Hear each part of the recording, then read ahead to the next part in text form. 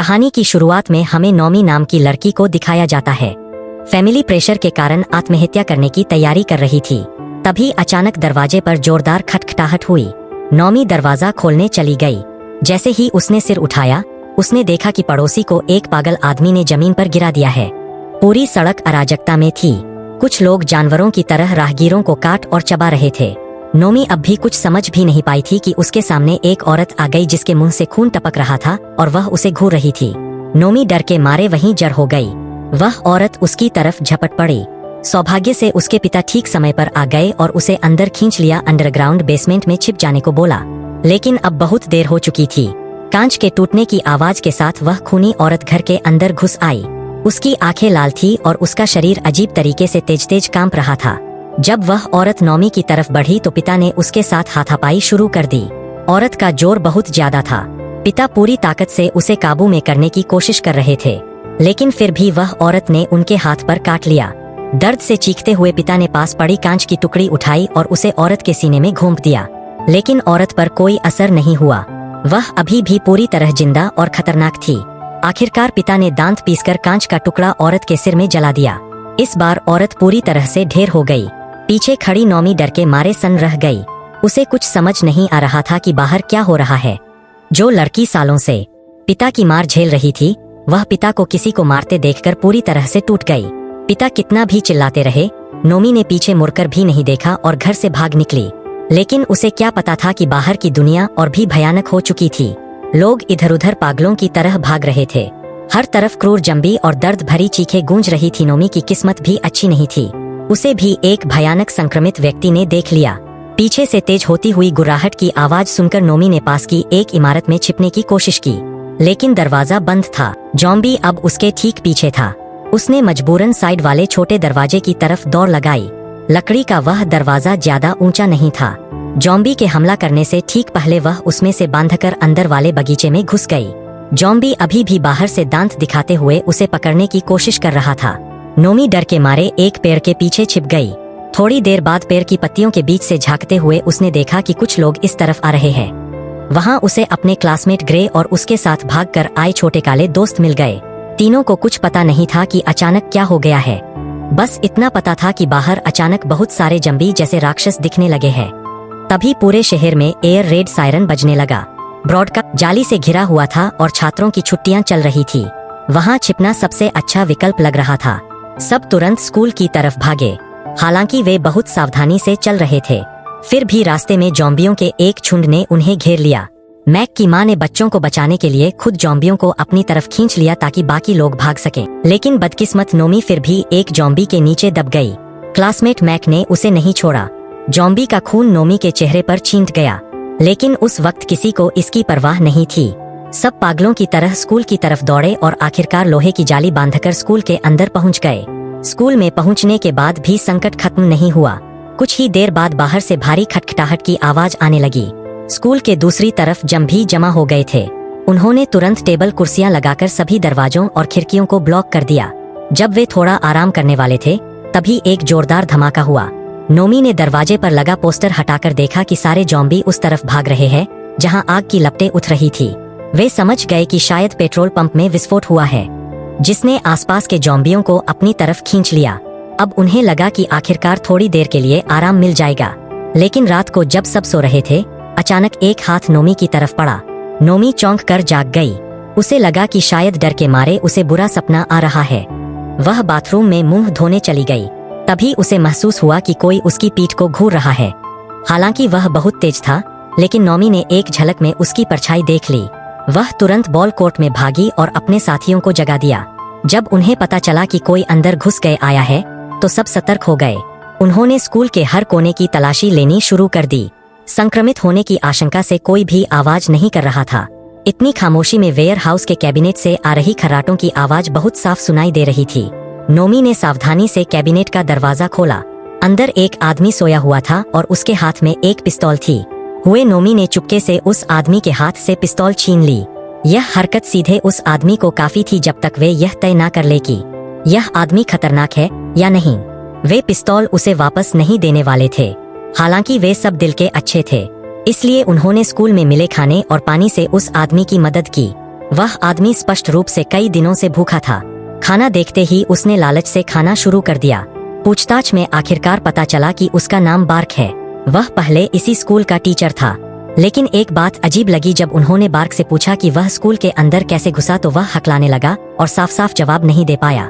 यह व्यवहार न सिर्फ बहुत संदिग्ध था बल्कि इससे यह भी पता चल गया कि उन्होंने स्कूल के सभी दरवाजे खिड़कियां नहीं बंद किए थे। स्कूल की सुरक्षा में अभी भी कमजोरी थी। अगर बार्क अंदर आ सकता है तो संक्रमित लोग भी आ सकते हैं। नॉमी बार्क के व्यवहार से बिल्कुल नहीं बहकी। उसे साफ याद था कि बास्केटबॉल कोर्ट में किसी ने उसे छुआ था। अगर बार्क उनसे पहले स्कूल में आ गया था तो वह अंधेरे में छिपकर उन्हें क्यों देख रहा था? इस सवाल का जवाब बार्क ने कुछ अजीब तरीके से दिया। खाना खाने के बाद छोटा काला स्मॉल ब्लैक सफाई का बहाना बनाकर बार्क को बाथरूम ले गया। बार्क जब नहा रहा था तब छोटा काला चुपके से उसे देखने लगा। इधर नोमी अभी भी बहुत सख्त थी।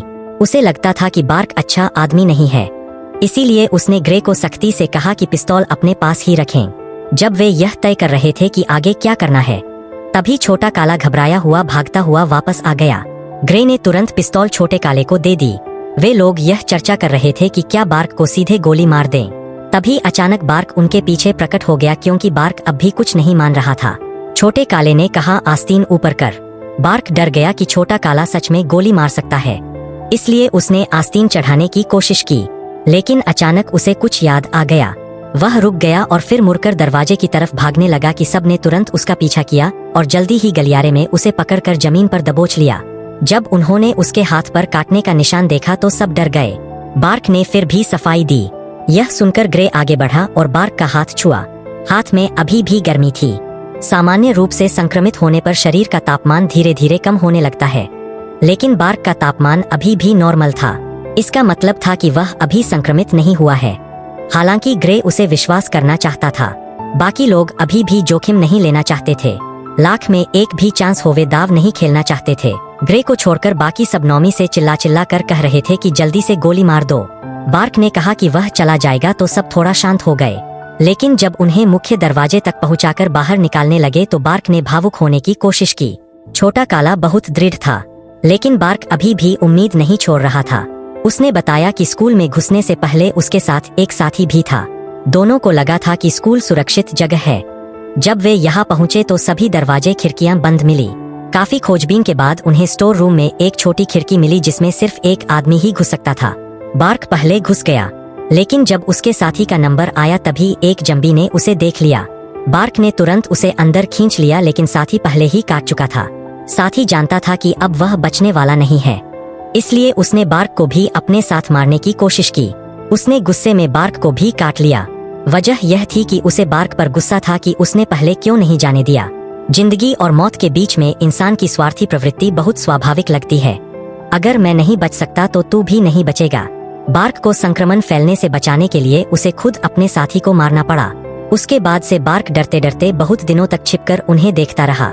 जब उसे लगा कि वह खुद संक्रमित नहीं हो रहा है, तब भी उसने कुछ नहीं बताया, क्योंकि उसे डर था कि लोग गलत समझेंगे। बार्क ने सारी सच्चाई बता दी, लेकिन छोटा काला स्मॉल ब्लैक अभी भी मानने को तैयार नहीं था। वह बार्क को बाहर निकालने पर अड़ा रहा। इस वक्त बार्क को अपने साथी की उस समय की हताशा समझ आ गई। उसे पता था कि बाहर जाना मतलब मौत है। अब उसमें भी इंसानी बुराई बाहर आ गई। छोटा काला बिना सोचे समझे आगे बढ़ गया, क्योंकि उन्हें लगा कि उनकी तादाद ज्यादा है। लेकिन अगले ही पल बार्क ने अपने साथी जैसा ही काम किया। उसने छोटे काले के हाथ पर जोर से काट लिया। वह सबको अपने साथ ले जाना चाहता था। यह हरकत मैक को पूरी तरह भड़का गई। उसने पिस्तौल उठाकर बार्क को मारने की कोशिश की, लेकिन इसी वक्त ग्रे बीच में कूद पड़ा और मैक को शांत रहने को कहा। फिर बाकी सबकी राय की परवाह किए बिना उसने मुख्य दरवाजा खोला और बार्क को बाहर धकेल दिया। बार्क का मसला तो सुलझ गया, लेकिन नई समस्या खड़ी हो गई। बार्क की इस हरकत ने टीम को बांट दिया था। छोटे काले को काटा गया देखकर मैक ने सवाल किया, इसे भी बाहर क्यों नहीं निकाल दिया? अब इसकी हालत ठीक वैसी ही है जैसी बार्क की थी। वो सौभाग्य से बाकी 3 लोग अभी भी कुछ हद तक समझदार थे। उन्होंने मैक को ज्यादा एक्सट्रीम्स ना करने की सलाह दी। फिर भी सुरक्षा के लिए उन्होंने फैसला किया कि छोटे काले को अलग कमरे में बंद कर दिया जाए और कुछ दिनों तक उसकी निगरानी की जाए। जो हमेशा बहुत कम बोलती थी, वह लस्सी अपने भाई के लिए माफी मांगते हुए खुद छोटे काले की देखभाल करने का जिम्मा ले लिया। मूल योजना 3 दिन ऑब्जर्व करने की थी, लेकिन लस्सी के मन में पहले से ही कुछ और था। जब सब लोग चले गए तो लस्सी ने छोटे काले को छोड़ दिया और दोनों बॉयलर रूम में गए। लस्सी को बार्क की बात की सच्चाई जाननी थी। वहाँ उन्होंने सच में वह छोटी खिड़की देखी और एक बुरी तरह कुचला हुआ लाश भी मिला। यह देखकर साफ हो गया कि बार्क झूठ नहीं बोल रहा था। छोटे काले पर से शक हट गया। लेकिन ठीक इसी समय रेडियो पर आवाज आई, सेना ने शरण स्थल सेफ हेवन बना लिया है, लेकिन वह जगह उनसे 100 किमी दूर है। मैक को लगा कि स्कूल सबसे सुरक्षित जगह है, इतना बड़ा रिस्क लेकर शरण स्थल जाने की जरूरत नहीं। लेकिन छोटा काला बोला, यहाँ का खाना एक ना एक दिन खत्म हो जाएगा, आखिरकार हमें यहाँ से निकलना ही पड़ेगा। टीम फिर से सामान्य बहस में लग गई। नौमी को यह सब देखकर बहुत चिढ़ हो रही थी। वह अकेले स्कूल के गलियारे में चली गई, लेकिन जैसे ही वह कोने पर पहुंची, उसने जमीन पर एक व्यक्ति को लेटे हुए देखा। नजदीक जाकर देखा तो वह शख्स कुछ जाना पहचाना लगा। वह बार्क था जिसे उन्होंने बाहर निकाल दिया था। नोमी घबरा गई और तुरंत वापस भागकर बाकी लोगों को बुलाने चली गई। वे लोग बार्क को देखकर, बार्क बेहद कमजोर और सांसें लेते हुए जमीन पर पड़ा था। अपनी गलती पर शर्मिंदा लस्सी तुरंत आगे बढ़कर उसकी हालत देखने गया, लेकिन उसे ध्यान ही नहीं रहा कि बार्क के शरीर पर कई और काटने के निशान भी हो गए थे। ग्रे सबसे पहले भांप गया कि कुछ गड़बड़ है। बार्क ने अचानक लस्सी को जमीन पर दबोच लिया। नोमी ने देखा तो खतरा भूलकर मदद करने के लिए दौड़ पड़ी। इधर हथियार लिए मैक पूरी तरह घबरा गया। वह इस दृश्य को देखकर जर हो गया। साथियों के जल्दी गोली मारो कहने पर भी उसने निशाना तक नहीं लगाया, बस ट्रिगर दबा दिया। बार्क अभी भी नहीं गिरा देखकर छोटा काला ने झटके से पिस्तौल छीन ली, आगे बढ़ा और सीधे बार्क के सिर में गोली मार दी, जिससे उसका सिर फट गया। जब सब शांत हो गया तब लस्सी को पता चला कि उसके भाई की गोली गलती से उसे लग गई थी। मैक पूरी तरह टूट गया। कुछ ही देर बाद उसकी बड़ी बहन लस्सी की सांसें थम गई। बेशक पूरी फिल्म में सबसे मूर्ख किरदार मैक ही था। लस्सी की मौत से बाकी सब गमगीन हो गए, लेकिन मैक ने अपना गुस्सा नोमी पर निकाला। उसका मानना था कि नोमी के बीच में आने की वजह से ही उसकी नजर चूक गई और गोली इधर उधर लग गई। काफी छोटों और घावों के साथ नोमी को कुछ देर बाद एक मैसेज मिला। यह फोन उसकी घर से भाग कर गई। बड़ी बहन ने उसे दिया था। पहले फोन नहीं लगने पर उसे कोने में फेंक दिया गया था। अचानक बहन का पहला मैसेज आया। ग्रे ने मैसेज पढ़ा तो बहुत खुश नहीं हुआ, क्योंकि यह मैसेज आपदा शुरू होते ही भेजा गया था। अब वहाँ की स्थिति बदल चुकी होगी, लेकिन नवी अड्डी रही कि उसे बहन के पास जाना ही है। बहन का घर सुरक्षित क्षेत्र सेफ जोन जाते रास्ते में पड़ता है, वहाँ से गुजरना ही पड़ेगा। आखिरकार ग्रे और छोटा काला भी मान गए। तीनों ने सामान बांधना शुरू किया। मैक लेकिन अपने कमरे में छिपा रहा और बाहर निकलने से इनकार कर रहा था। नोमी को चिंता हुई, वह उसके कमरे में देखने गई। जैसे ही वह अंदर घुसी और कुछ बोलने लगी, मैक ने पहले ही नोमी से माफी मांग ली। उसने स्वीकार किया कि उसकी पहले की कायरता की वजह से ही उसकी बहन मरी। शांत दिख रहा मैक असल में पहले ही अंदर से पूरी तरह टूट चुका था। यह कहकर उसने पिस्तौल से खुद को गोली मार ली और अपनी जान दे दी। मैक की मौत के साथ टीम में सिर्फ 3 लोग बच गए, नोमी, ग्रे और छोटा काला। वे सामान लेकर स्कूल से निकल गए। स्कूल के आसपास का माहौल डरावना शांत था। कोई आवाज नहीं, जॉम्बी का नामोनिशान नहीं। जब वे सड़क पर पहुंचे तो देखा कि सारे जॉम्बी जमीन पर गिरे पड़े। वे उनके बीच से गुजरने ही वाले थे कि अचानक आवाज सुनकर जॉम्बी फिर से जाग गए। नोमी ने पिस्तौल निकाली, लेकिन अंदर गोली नहीं थी। स्थिति खराब देखकर तीनों भागने लगे। रास्ते में उन्होंने एक कार का अलार्म बजा दिया। जॉम्बी अलार्म की तरफ खींच गए, जिससे वे इस झुंड से बच निकले, लेकिन ज्यादा दूर नहीं गए थे कि आगे फिर से भारी संख्या में जॉम्बी दिख गए। मेन रोड से जाना अब नामुमकिन था। छोटा काला ने तुरंत फैसला लिया और पास की एक बिल्डिंग में घुस गया। बहन का घर देखा तो सभी दरवाजे खिड़कियां लकड़ी के बोर्डों से बंद थे। चारों तरफ देखने पर उन्हें दूसरी मंजिल की एक खिड़की खुली हुई मिली। दोनों बाहर की दीवार पर लगी लकड़ी के सहारे सावधानी से चढ़कर अंदर घुस गए। घर के अंदर उन्होंने बहन को ढूंढना शुरू किया, लेकिन कुछ ही देर बाद नौमी निराश हो गई। उसकी बहन पहले ही संक्रमित हो चुकी थी। बहन ने नौमी को देखते ही उस पर हमला कर दिया। नौमी बहुत टूट गई, लेकिन उसने फैसला कर लिया। फिल्म के अंत तक सिर्फ नौमी और ग्रे ही बच गए।